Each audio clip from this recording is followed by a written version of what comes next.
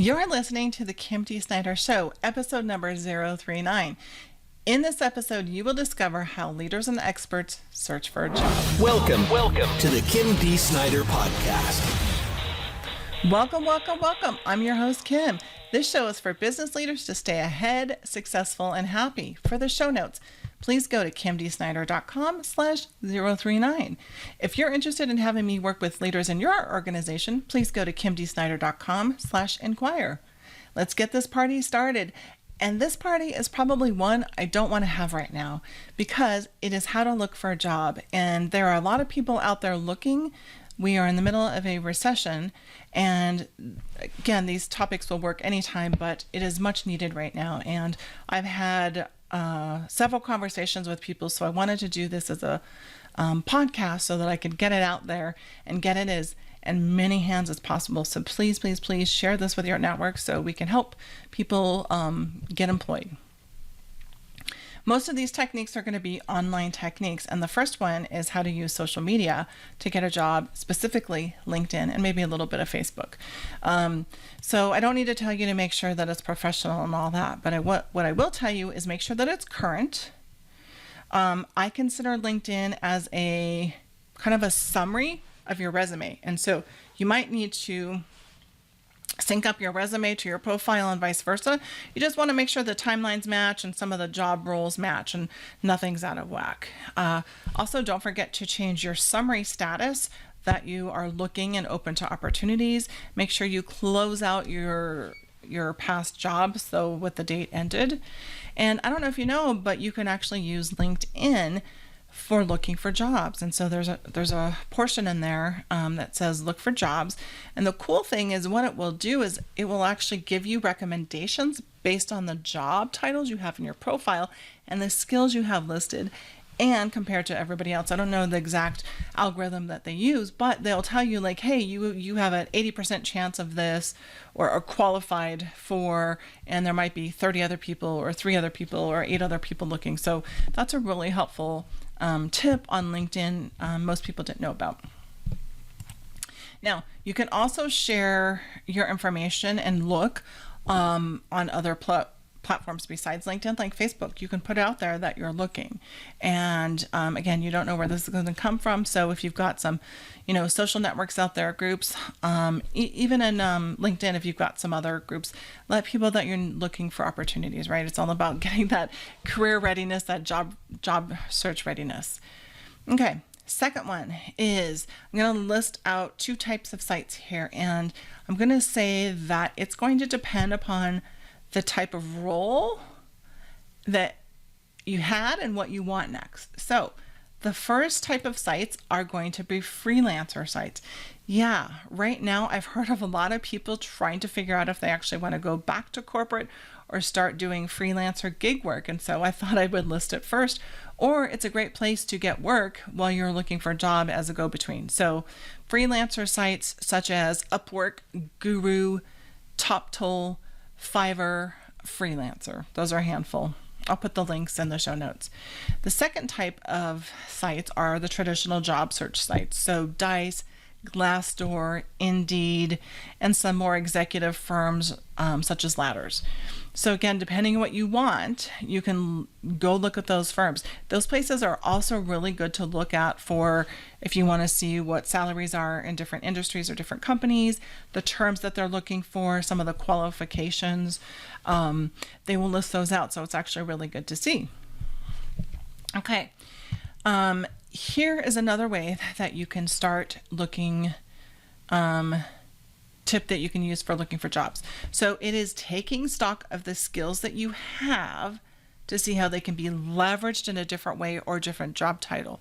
So what I mean, so for example, if you are a supervisor or manager, you're doing some, consolidation and collaboration with people and pulling information together.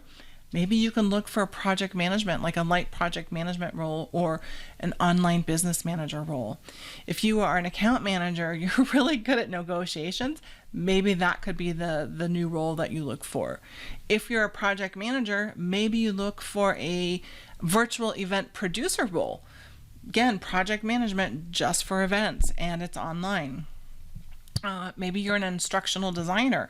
You can take those writing skills and use them for copywriting. So leverage what you have and see if you can look at them as a different role or title. Also look for different industries. Don't just stay in one industry. Look across industries and see what else is available. If your industry was hit hard, then go to one of the other industries that has a lot more opportunities right now. And then the other option is go back to your old company, if that's an option. Could you go back as a contractor? Could you go back with a different job or role? So there's that. Okay. Number 4 I have is resume. Okay. Mention, make sure that you have the resume and your LinkedIn kind of synced up. What I want you to do, though, the next way I want you to use LinkedIn here is I want you to create articles and posts that would highlight your expertise.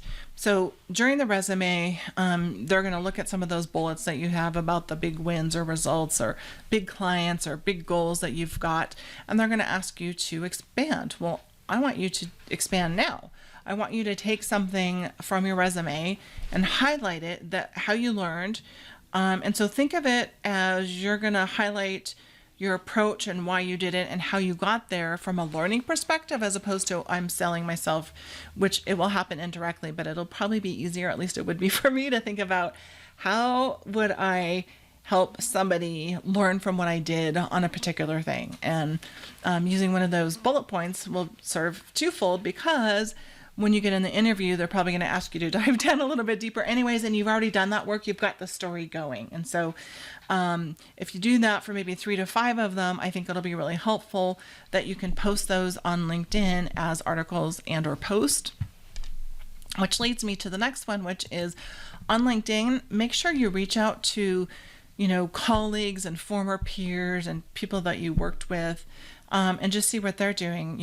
Ask them if their company's hiring. You can also look and see what companies they look at. And if you look at the company profile, it'll tell you if they have any openings. So you have a couple different ways to get there.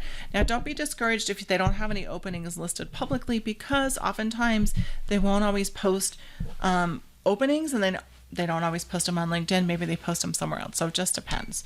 Now, when you share these posts that you're going to do, if you tag some of your friends, so maybe some of the ones that you just work with, you can talk about something, that you guys did, and I'm sure it's going to tie into one of these wins. Tag them.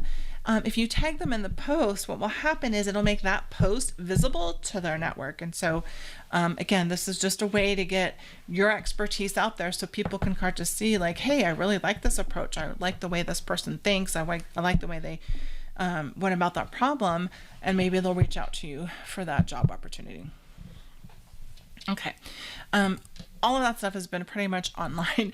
The one offline thing I have is, sharing to your in-person network. And so this might be a more personal network unless you've got work folks around you, but it could be, somebody from your gym or your church or parent-child thing or kids events or something. So make sure you share what you're looking for with everybody, because again, online and offline, you don't know who knows of those opportunities. You've got to realize that each person probably has at least 1,000 people in their database.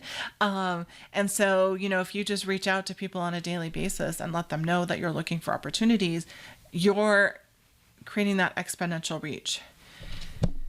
So we talked about offline, and the irony is that it's all based on relationships. And I know when I've looked in the past, generally it's always been relationships. Somebody is known of an opportunity, and that's how I've got my jobs. And so, highlighting what I've done and those relationships have been able to open the doors for me, and I hope they open the doors for you. So the action items that I have are, making sure that you have those list of job search assets, that you have that career readiness, if they're ready to go. Then make sure that you start with your LinkedIn network. I would definitely start there first because it's easier for you to share. That's the great thing about online, is it's super easy. Like, somebody will just copy your LinkedIn profile and send it over. And then the other thing to do online is to start creating like one article a week. So if you're going to look at 3 to 5 of those bullets that you want to highlight, just write one article a week and share it and comment with people. And I think that'll be a really good asset that you can leverage and use going forward. Is not going to be a waste. For the show notes for this episode, they can be reached at kimdsnyder.com/039. Thank you for listening, and to leave a review on iTunes, it will help reach more leaders. So please go out there and do it. It would be much appreciated. If you're looking for leaders in your organization, or you know of somebody who is, let's talk. Send them to kimdsnyder.com/inquire. See you in the next episode.